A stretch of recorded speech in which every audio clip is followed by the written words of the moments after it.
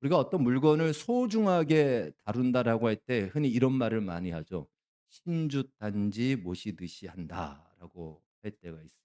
여러분 신주단지가 뭔지 아시죠? 저렇게 생긴 것이 신주단지입니다. "죽은 사람의 그 혼이 머무는 곳이다."라고 해서 저렇게 통으로 만들어요. 혹은 이제 아예 그 장독대로 신주단지로 만들기도 합니다. 거기에 혼백이 들어가야 되기 때문에 뭘 집어넣어요? 구멍을 뚫어 놓는 거예요. 그래서 우리가 가끔씩 옛날에 어른들이 좀 잘못 아이들이 잘못하던가 정신 못 차리면은 홍구멍을 내지 않습니까? 그때 홍구멍이 여기서 나온 말입니다.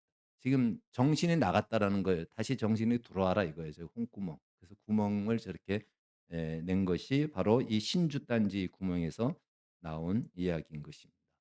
이 신주단지가 없는 경우에는 보통 우리가 장례식장에 가면은 위패라고 하죠. 그래서 위패 저렇게 위패를 만들기도 합니다.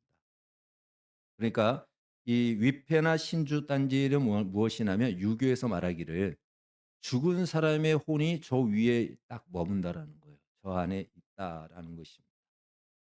우리나라 그 사극에서 항상 나오는 단어 이 말이 있어요. 종묘사직. 많이 들었죠? 예. 종묘사직. 서울의 종묘를 보고 얘기하는 겁니다. 서울의 종묘. 저기가요. 이 동량의 동량의 파르테논 신전이라고 얘기하는데 저 길이가 단일 건물로 100 미터가 넘어요. 이 길이가 한옥 건물로. 그래서 엄청난 그 어떤 그 건물로서의 그 가치가 있는데요. 저것은 바로 이제 조선 왕들 죽은 이제 왕들의 위패를 모신 거예요. 그래서 처음에는 짧았다가 점점 사람이 많아지니까 계속 늘려난 거예요 계속. 그래서 지금 100 미터가 넘는 그러한 동량의 한국의 파르테논 신전이다 이렇게 얘기합니다. 그러니까 효를 근본으로 여기는 이 유교에서는요. 바로 이 위패나 신주는 조상과도 같은 거죠. 조상의 혼이 이 위패에 이 신주 단지에 있기 때문에 이거는 뭐 자기 조상하고 똑같은 거예요. 그러니까 굉장히 위패나 신주 단지를 아주 중요하게 여기고 중요하게 모시는 것을 보게 됩니다. 그러나 죽은 사람의 혼이 그 위패에 신주 단지에 머물까요? 그렇지 않죠. 사실은 귀신이 그 자리에 있는 것입니다. 오늘 성경에서 성경은 분명히 이렇게 선언하고 있습니다. 20 절에 보면 "무릇 이방인이 제사하는 것은 귀신에게 하는 것이요 하나님께 제사하는 것이 아니니 나는 너희가 귀신과 교제하는 자가 되기를 원하지 아니하노라." 당시 고린도 이 지역에는요. 여러 신전들이 있었습니다. 그 그리스 우리가 로마 신화에 나오는 많은 신들 제우스, 포세이돈 혹은 아프로디테 즉 비너스 뭐 이런 신전들이 있었고요. 절기마다 장난의 파티 축제가 있었습니다. 그 신전들이 막 신들이 많다 보니까 절기도 엄청나게 많은 것이죠. 예. 그들에게 있어서 이 제우스 신, 포세이돈 신은 어마어마한 신인 거예요. 우리도 아마 그 만화나 이런 걸 통해서도 알고 게임을 통해서도 알잖아요. 포세이돈 하면 엄청나게 그 힘이 있는 신이라는 것도. 그런데 바울은 한마디로 이렇게 일갈을 하죠. 그들이 제사하는 그 신들은 귀신에 불과하다. 사람이 죽으면 그 혼이 위패 혹은 신주단지에 머무는 것이 아니고 천국으로 가든 지옥으로 가든 둘 중에 하나로 가지 여기에 머무르고 구천을 헤매고 그렇지 않다라는 것입니다. 단지 귀신이 그 죽은 사람처럼 흉내를 내는 것이죠. 그 사실을 우리가 알아야 됩니다. 고대 시대의 우상은 나무로 만든 어떤 그 목상이 있었고요. 목상들. 그다음에 돌로 만든 석상 혹은 주상. 그리고 이제 쇠로 만든 동상. 예. 그래서 김일성 동상입니다. 동상들이 있었습니다. 지금도 우상하면 우상이 영어로 아이돌이에요. 지금 우리 아이돌 어제 BTS 공연을 했죠, 광화문 앞에서. 아이돌이라고 그러잖아요. 우상이라는 뜻입니다.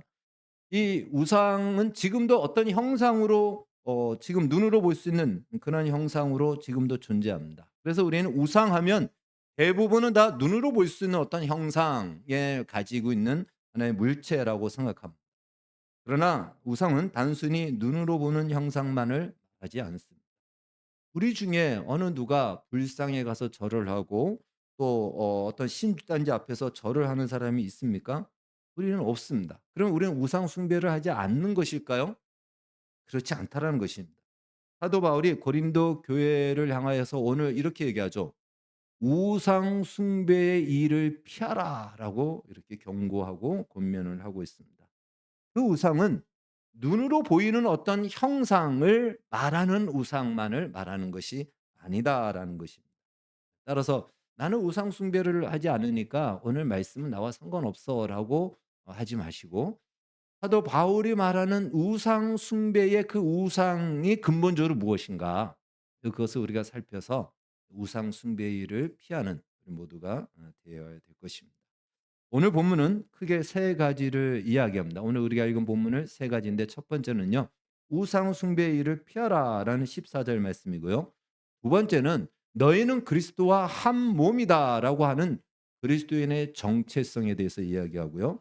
세 번째는 스스로 판단하라. 이제 선택하라. 적용이죠. 우리가 어떻게 살아야 되는지 이제 스스로 판단하고 선택하며 살라라고 이렇게 가르쳐 주고 있습니다.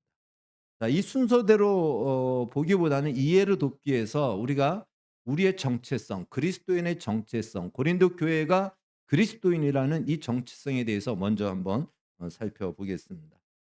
성도라고 할 때는 성도라는 말을 풀어서 얘기한다면 이것은 거룩한 무리, 거룩한 백성입니다. 그래서 성경은 이 성도들을 우리 하나님의 백성들을 여러 호칭으로 불러요. 성도라 부르기도 하고 거룩한 백성이다 부르기도 하고요. 또 하나님의 자녀다라고 부르기도 합니다.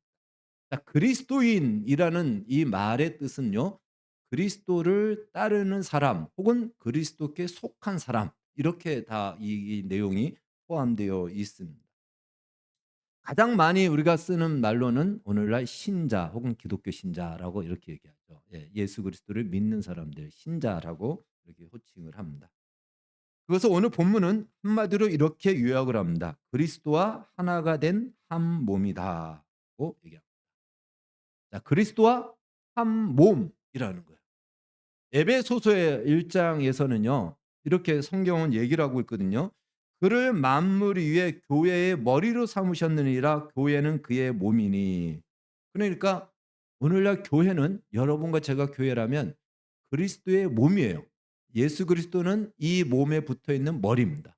머리와 몸은 분리할 수가 없어요. 분리되는 순간 어떻게 되죠? 둘 다 죽습니다. 그래서 분리될 수 없는 거예요. 결코 그리스도 예수 그리스도와 우리는 한 몸인데 이건 떼었다 붙일 수 있는 것이 아니고 분리되지 않는 한 몸이라는 거예요. 머리가 아프면 몸이 아픈 거고 몸이 아프면 머리가 아픈 한 몸이다. 이것이 무엇이다? 너희의 정체성이다라는 것을 먼저 말해 주고 있습니다. 그런데 우리가 그리스도와 한 몸이라는 것을 어떻게 확인하느냐? 오늘 성경은 이렇게 얘기해요.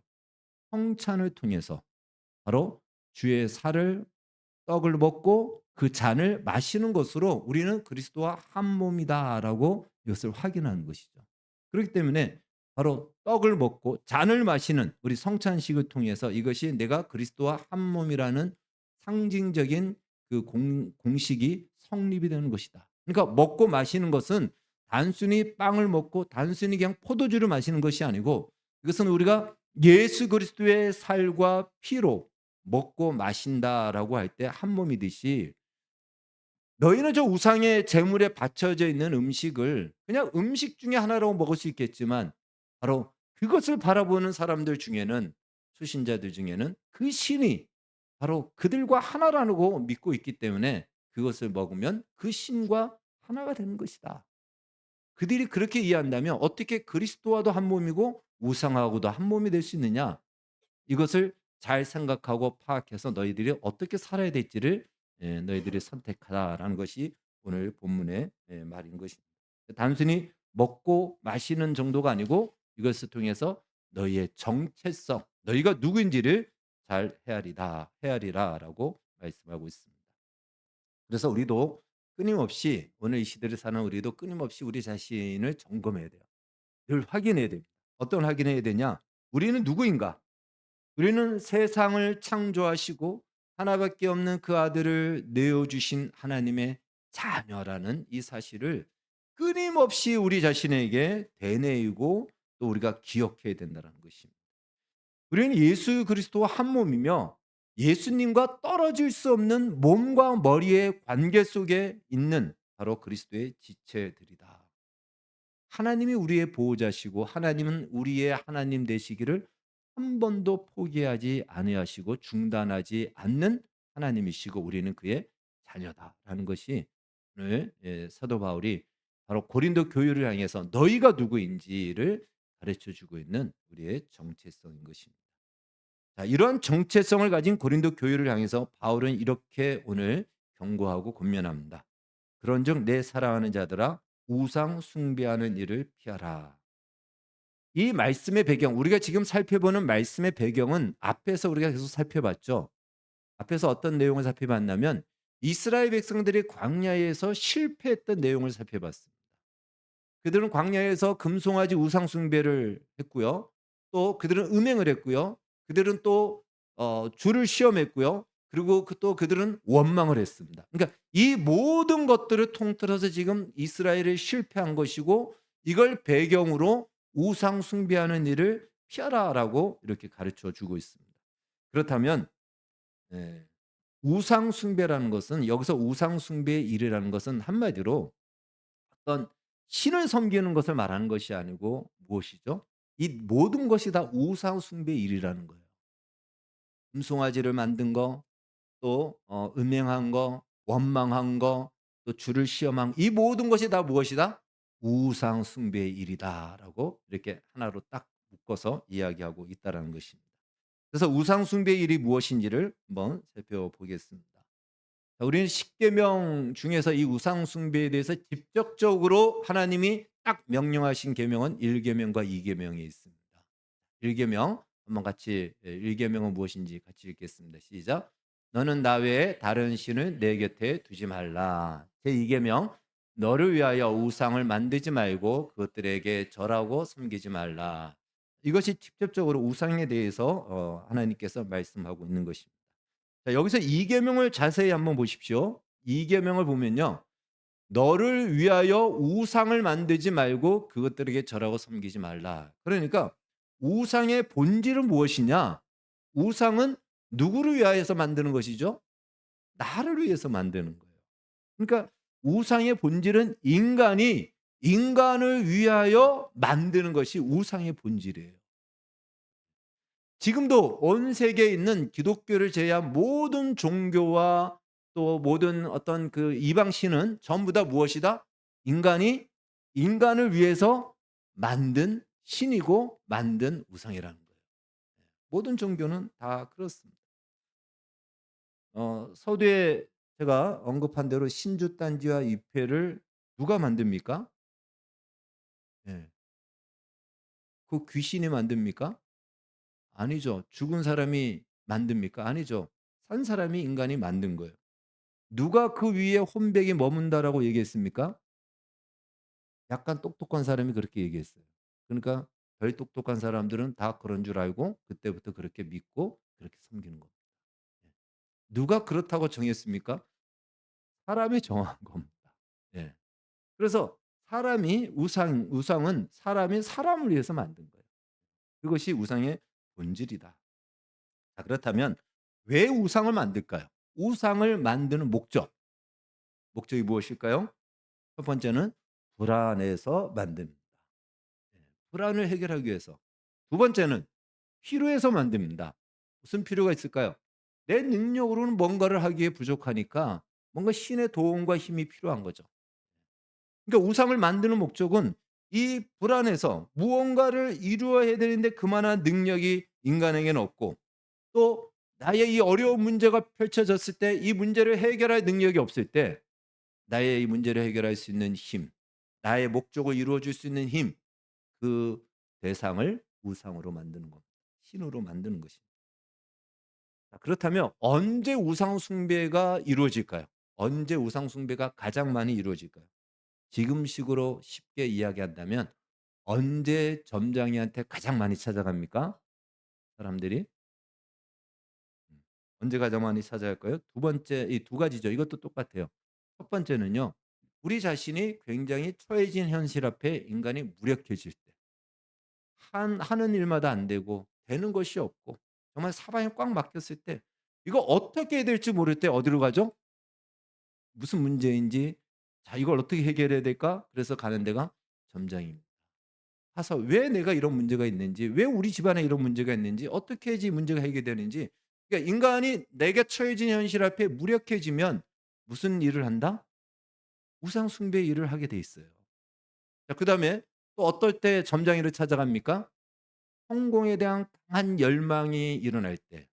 한 사람이 예를 들어서 선거에 나가려고 하는데 이번에 내가 당선될지 안 될지 이게 쉽지 않잖아요. 쉬운 거라면 뭐 굳이 찾아갈 필요도 없죠. 그럼 나가요. 사업을 하면 이 사업을 하면 내가 성공할까 말까. 그래서 점쟁이를 찾아가는 거예요. 뭔가 하려고 하는데 이게 자신이 좀 없고 더 어떤 뭔가 힘을 받으면 더 자신 있게 잘할 것 같을 때 어떻게 하면 그것을 이룰 수 있을까 했을 때 이 점쟁이를 우리는 보통 사람들이 찾아간다라는 것이에요. 평범하게 살고 큰 문제가 없는 인생을 살아가는 사람, 그리고 어떤 큰 야망도 없는 사람은 점쟁이를 찾아가지 않습니다. 그럴 필요가 없잖아요. 그냥 내가 사는 대로 열심히 일한 대로 그만큼의 수입에서 그만큼의 삶을 누리면 점쟁이로 살아갈 찾아갈 필요가 없습니다. 내가 어떤 뭐 큰 기대를 갖고 그런 것도 없으면 찾아갈 필요가 없습니다. 그러나 반대의 상황, 인생의 위기가 찾아왔을 때, 그 위기의 현실 앞에 무력해질 때 어떻게 이것을 해결할 것인가? 또 내가 어떤 강한 성공에 대한 기대와 욕구와 비전이 있을 때 그것을 이루기 위해서 보통 점쟁이를 찾아가죠. 그때 어떤 유혹을 받는다? 우상 숭배의 유혹을 받는다는 것입니다. 자, 이스라엘 백성들이 우리가 살펴봤듯이 언제 실패했습니까? 그들이 위기가 도래했을 때 실패했습니다. 모세가 내려오지 않자 이들이 불안해진 거예요. '우리 이대로 그냥 여기 있다가 광야에서 그냥 여기서 그냥 통장이 되는 거 아닌가? 여기서 그냥 이렇게 죽는 거 아닌가?' 불안하니까 어떡하죠? 금송아지 우상을 만들어냅니다. 불안을 해결하기 위해서 그들이 만들어내는 거예요. 그들은 항상 먹을 것이 떨어지니까, 먹을 것이 없으니까 '이러도록 굶어 죽는가?'라고 했을 때 그들이 뭘 했죠? 원망을 하게 됩니다. 그러니까 이런 것들이 다 무엇이다? 우상 숭배의 일이다라는 것입니다.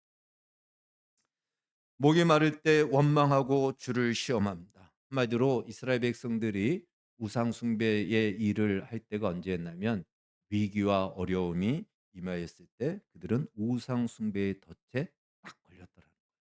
근데 그건 그때만의 얘기일까요? 오늘 우리도 똑같습니다. 오늘도 우리도 똑같아요. 그들이나 우리나 똑같은 위기가 도래했을 때 우리는 우상 숭배의 유혹을 받게 된다라는 것입니다. 아무리 기도해도 응답이 없으면 어떤 마음이 들어요. 하나님께서 뭐라도 좀 답을 주시면 좋은데 마치 침묵하기로 작정한 것처럼 아무런 미동의 반응도 없을 때 마음이 듭니까? 첫 번째는 우리가 좀, 좀 영험한 어떤 기도 사역자한테 가서 기도받고 싶은 마음이 들고, 그래도 뭔가 안 되면 어디까지 가죠? 점쟁이 찾아갑니다. 교인들 점쟁이 많이 찾아갑니다. 네. 그게 우리의 약함이에요. 우리의 한계고 이스라엘 백성들이나 우리나 될 바가 없다는 겁니다.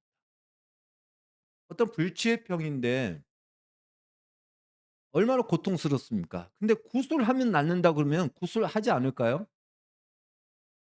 교회를 다녀도 굿하면 아무리 기도해도 안 나. 그런데 이 굿하면 낫는다고 하면 굿이라도 해 보고 싶은 마음이 들어요, 안 들어요? 불치병 들죠? 네. 우리 김인수 목사님이 사실 예. 불치병이 얼마나 고통스럽습니까? 예. 그런 마음이 들죠. 다시 말해 우리도 위기가 올 때 우상 숭배의 일에 우리의 마음이 빼앗긴다라는 것입니다. 지푸라기라도 잡는 심정으로 그렇게 하고 싶은 마음이 든다라는 것이죠. 하는 것이 힘들고 너무 스트레스가 많으면 도저히 그 현실을 이겨낼 수 없을 때 어떤 선택을 합니까? 그래서는 안 되는 걸 알지만 그냥 그 순간과 그 고통을 잊고 싶어서 술에 취하고 싶고 또 하면 안 되는 마약을 하기도 합니다. 그리고 음행에 빠지기도 합니다. 왜요? 그 순간을 잊어버리고 싶으니까. 성경은 뭐라고 얘기하죠? "이 모든 것이 다 우상 숭배의 일이다."라는 것입니다. 자, 그렇다면 그것이 왜 우상 숭배냐 이거예요. 그것이 왜 우상 숭배냐. 이제 요것을 우리가 이제 그냥 무조건 그게 우상 숭배다라고 이렇게 얘기하면 조금 어 좀 이렇게 너무 억지적인 느낌이 들잖아요. 근데 왜 그것이 우상 숭배인지를 우리가 한번 또 성경적으로 알아야 됩니다. 우상 숭배가 무엇인지 우리가 십계명을 통해서 한번 좀 볼 텐데요.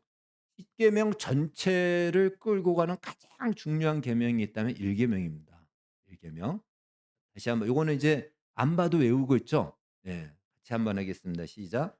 "너는 나 외에 다른 신을 내게 두지 말라." 그러니까 내 곁에 혹은 내 앞에 내게 두지 말라라는 말입니다.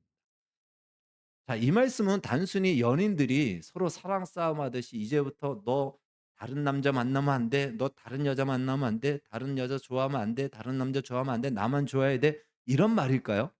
하나님이 그런 말씀으로 이렇게 했을까요? "너 이제부터 나만 믿어야 돼. 나만 섬겨야 돼. 너 다른 신 믿으면 안 돼." 라고 하는 하나의 질투적이고 또 어떤 그런 사랑의 연인들의 사랑에 그 독점하고자 하는 마음에서 그렇게 했을까요? 그런 내용도 포함되어 있지만 하나님을 그런 좀 조금 쪼잔한 하나님으로 생각하지 마십시오. 그렇지 않습니다. 하나님께서는요. 이스라엘 백성들에게 이 십계명을 언제 주셨냐면 처음부터 주시지 않았죠. 어떤 경험을 했습니까? 이스라엘 백성들이 물론 그 하나님을 깊이 있게 경험한 건 아니지만 그들의 이스라엘 백성들의 인생 속에서는 세계관과 가치관이 흔들릴 정도로 큰 경험을 했죠. 그 당시에 애굽이라는 것은요. 어마어마한 나라였습니다. 오늘날로 얘기한다면 미국과 유럽을 합한 정도의 그 권력과 힘을 가진 나라가 애굽입니다. 애굽을 누구도 이길 수 없었어요. 그런데 그 애굽을 무너뜨리고 출애굽을 시켰어요. 그 나라가 세다는 것은 그 나라의 신이 세다라는 거예요, 그 당시에. 애굽의 신은 엄청난 신이었습니다. 근데 그 신을 이기고 출애굽시킨 거예요. 이스라엘 백성들이 경험했을 때는 그거예요. 홍해를 마른 땅처럼 건넜습니다. 그들의 평생에 물이 벽으로 서 있는 거 때 아니고서는 우리가 볼 수 없는 거잖아요. 네. 거기를 거닐었어요. 그들이 마실 수 없는 쓴물을 단물로 바꾸시고 그들의 양식이 떨어졌을 때 만나를 내려 주십니다. 이거는 도저히 어떻게 설명할 수 없는 사건과 이 이스라엘 백성들이 경험했던 경험인 거죠. 그런 경험을 하고 난 뒤에 자세히는 모르지만 어렴풋이나마 하나님 여호와 하나님이 누구인지를 아는 그들에게 하나님이 십계명을 주십니다. 그러면서 "너는 나 외에 다른 신을 내게 두지 말라."라는 이 말씀을 주셨다라는 것입니다. 그 말씀은 무슨 말씀인가 하면 이제 너희들이 내가 누구인지를 어렴풋이나마 경험하지 않았느냐? 그렇다면 이제 너희들이 다른 신을 찾을 이유가 없다. 나 하나로 여호와 하나님 나 하나로 충분하다. 이 얘기예요. 너희들이 경험하지 않았느냐? 너희에게 일어난 일 너희가 경험하지 않았느냐? 애굽에서 나오지 않았느냐? 누가 애굽의 신을 이길 수 있고 애굽을 무너뜨리고 누가 홍해를 가르고 마른 땅처럼 건너게 할 수 있고 누가 하늘에서 만나를 내려주고 너희의 쓴물을 단물로 바꿔 줄 수 있느냐? 아무도 없다. 나 여호와만이 할 수 있다. 나 하나로 충분한데 부족해서 그런 신을 찾아야 될 만큼 우리가 우상 숭배의 위기가 언제 온다 그랬죠? 어려움이 왔을 때. 이 상황을 이겨낼 수 없을 때, 내 힘으로는 부족하다고 여길 때 신을 찾잖아요. 그런데 하나님을 믿는 하나님의 백성이 하나님이 나의 하나님인데 어려운 위기가 온다고 하여 다른 신을 찾을 이유가 없다라는 내가 너의 하나님이다. 그러니 충분하니 다른 신을 찾지 말라라는 말씀이 담겨 있는 것입니다. 십계명 중에 오계명부터 십계명까지의 내용도 마찬가지입니다. 때때로 우리는 인생을 살면서 부모를 잘못 만나서 '참 우리의 인생이 실패했다.'라고 생각할 때가 있습니다. 그리고 실제로 그런 경우가 우리가 보기에도 상당히 많이 있습니다. 우리 중에도 아마 그런 아픔을 가진 분들도 있습니다. 예. 참 누구는 부모를 잘 만나서 잘 사는데 나는 그렇지 못한 것 같고, 또 어떤 사람은 다른 사람은 다 행복하게 사는 것 같은데 나만 그렇지 않는 것 같아요. 이 말이 무슨 말이냐면 내 인생에 부족함이 너무 많다. 난 가진 것도 없고 부모도 잘못 만났고 뭐 이렇게 똑똑하지도 않고 예쁘지도 않고 잘생기지도 않고 병약하고 내 인생에 허점 투성이고 부족함 투성이다라는 그러한 우리가 생각을 할 때가 있습니다. 그러다 보니까 부모 공경을 외면하는 것이 정당화되죠. 그리고 이제 나의 행복을 위해서 다른 사람의 것을 내가 강제로라도 뺏어서 내 행복을 채우고 내 부족함을 채워가려고 하는, 그래서 다른 모든 사람을 수단으로 삼고 또한 정당하지 않은 방법으로 나의 행복을 채우려고 하는 그러한 유혹을 받게 됩니다. 그게 5 계명에서 10 계명 내용이에요. 근데 성경은 뭐라 그러죠? 그러지 말라고 그러잖아요. 도둑질하지 마라. 간음하지 말라. 내 이웃의 것을 빼앗지 마라. 거짓 증거하지 마라. 라고 얘기하지 않습니까? 그것은 단순히 우리에게 도덕적으로 윤리적으로 잘 살아라, 바르게 살아라 이 얘기를 하는 것이 아니라는 거예요. 우리가 왜 남의 것을 빼앗죠? 왜 남의 것을 내 것으로 채우려고 합니까? 부족하다고 얘기니까. 내 행복을 채우기에는 내 것으로는 안 되기 때문에, 내 부모를 만난 것으로는 내 인생에 만족이 없으니까. 그래서 우리는 그렇게 하는 겁니다. 그런데 성경은 뭐라 그러죠? 그러지 말라는 거예요. 왜 그러지 말라 그럴까요? 1 계명이 얘기합니다. 내가 너의 하나님이기 때문에. 나로 충분하지 않느냐. 충분하다라는 거예요. 하나님으로 충분하기 때문에 남의 것을 빼앗을 이유도 없고 다른 것으로 너의 만족과 행복을 채우려고 할 필요도 없다. 내가 너의 기쁨이고 너의 영원한 만족과 기쁨을 주는 너의 하나님 여호와다라는 것입니다. 다른 신을 내 곁에 두지 말라. 나 여호와 하나님으로 충분하다는 것이죠. 너는 보지 않았느냐? 애굽의 그 엄청난 우상을 이기고 홍해를 가르고 너를 출애굽시킨 그 하나님을. 오늘날로 얘기한다면 우리에게는 뭐라고 말씀하실까요? 너는 보지 않느냐? 지금도 보고 있지 않느냐? 아무도 그 존재조차 알지 못하는 저 산꼭대기에 있는 나무 한 그루를 기르시는 하나님. 있는지 없는지도 모르는 하늘에 나는 그 많은 새들을 먹이시고 또한 기르시고 보존하시는 하나님. 너를 사랑하여 자기 아들까지 내어 주시기까지 지금도 사랑하시는 너의 하나님. 그 하나님을 너희가 보지 않느냐? 그 하나님께서 십자가의 역사로 증명하지 않느냐? 너를 위하여 그 아들을 십자가에 대신 죽게 하신 하나님. 그 하나님이 지금도 살아서 너를 사랑하시고 계시는데 무엇이 아까워서 너에게 주지 않는다고, 무엇이 아까워서 너의 인생을 채워주지 않는다고 원망하고 시험하고 다른 것으로 그것을 채우려고 하느냐. 이것이 오늘 우리에게 주시는 메시지인 것이죠. 나 여호와로 부족하단 말이냐. 그걸 얘기하는 거예요. 그래서 우리가 우상 숭배 일을 한다는 것은요. 이 말입니다. 하나님으로는 부족합니다. 이걸 우리가 얘기하는 거예요. 하나님이 가장 기분 나빠하십니다. 하나님이 어떤 분인데 내가 부족하다고? 내가 못하면 이것을 행할 수 있는 세상에 어떤 신이 있단 말이냐? 있을 수 없다. 그 얘기를 하는 거죠. 얼마든지 하나님은 우리를 도우실 수 있고 언제나 하나님은 우리와 함께 하십니다. 그런데 우리는 이렇게 얘기하죠. 그러면 하나님 나에게 처해져 있는 이 현실은 무엇입니까? 이 상황은 무엇입니까? 왜 이런 나의 인생은 답답하고 풀어지지 않고 이런 고난의 현실이 계속 이어집니까?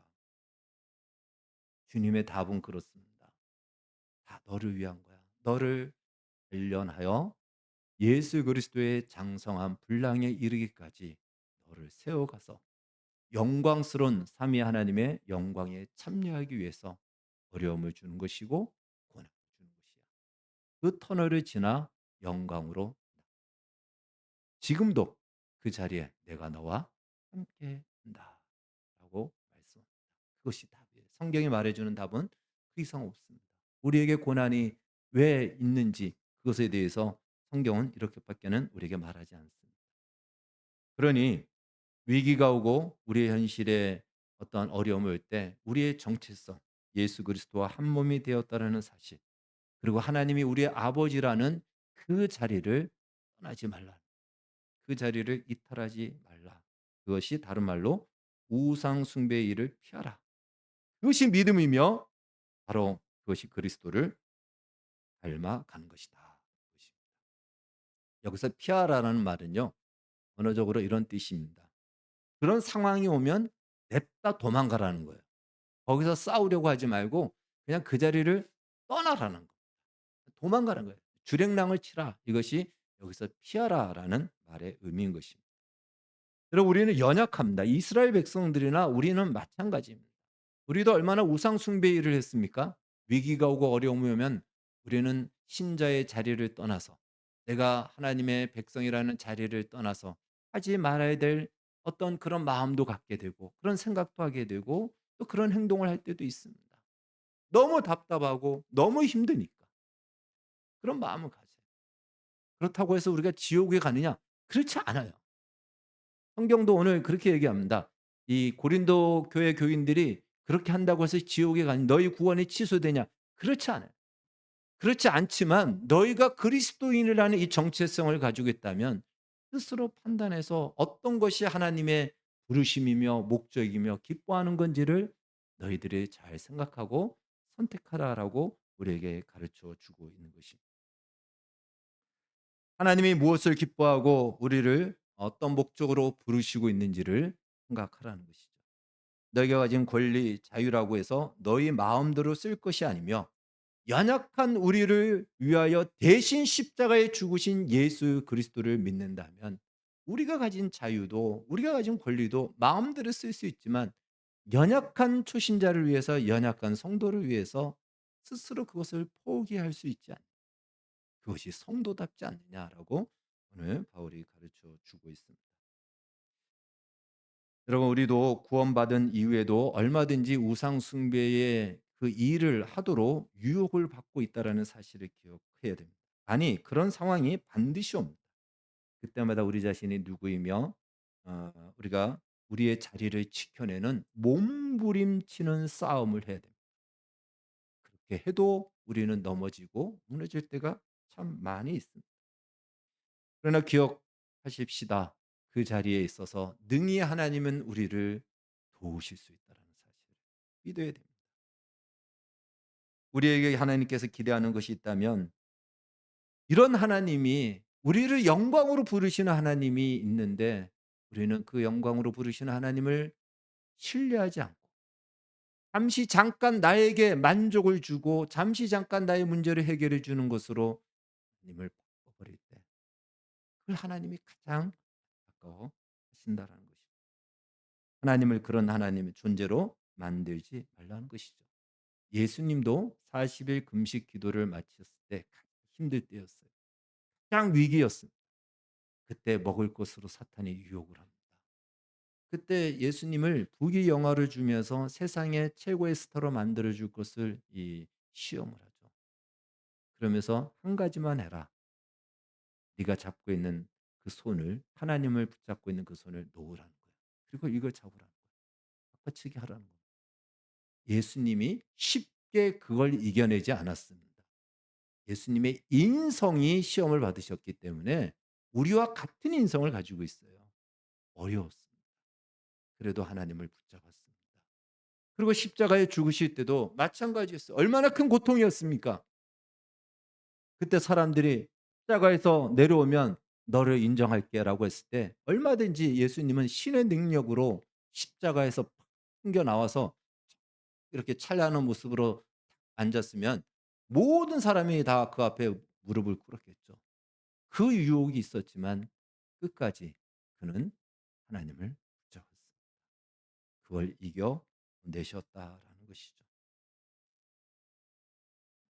하나님 우리에게 그것을 기대하십니다. 다시 말해 세상의 어떤 유혹을 세상이 어떤 우리에게 유혹을 하고 어떤 환경과 현실로 위협을 해도 하나님과 바꾸지 않기를 원하신다는 것이죠. 죽으면 죽었지 내가 이 자리는 떠나지 않을 거야. 이런 각오와 다짐이 있어야 된다는 거예요. 그런 믿음을 기대하십니다. 그래도 우리는 연약하여 무너집니다. 그럼 다시 일어나서 절망하지 마시고 다시 일어나서 그때라도 내가 이 자리를 지키려고 하시면 됩니다. 근데 우리는 스스로 좌절하고 절망하죠. 그럴 필요 없습니다. 하나님 내가 약했습니다. 무너졌습니다. 그러나 다시 일어나겠습니다. 나를 도와주세요. 라고 다시 그 자리를 지켜야 됩니다. 흔들렸다면 다시 그 자리에 돌아와야 된다는 거예요. 그래서 우리가 성도라는 이 마땅한 자리를 벗어나게 하려는 유혹과 위협이 있을지라도 바로 그것과의 싸움, 그 싸움을 이겨내야 된다는 것입니다. 하나님은 얼마든지 우리를 도우실 수 있다는 사실을 우리는 믿으십시다. 그리고 어찌하든지 그것이 내 시간에 오지 않는다 할지라도 하나님의 뜻과 계획하심이 있다라는 믿음을 가지고 성도의 자리, 믿음의 자리, 그 자리를 지켜 우상 숭배 일을 피하는 그것이 우리의 남은 생에 그런 일들이 많아지고 또 그렇게 많은 것들로 채워지는 은혜가 있기를 주의 이름으로 축원합니다. 기도하겠습니다. 하나님, 우리는 연약합니다. 도와주십시오. 어려움이 올 때마다 하나님이 아닌 다른 것이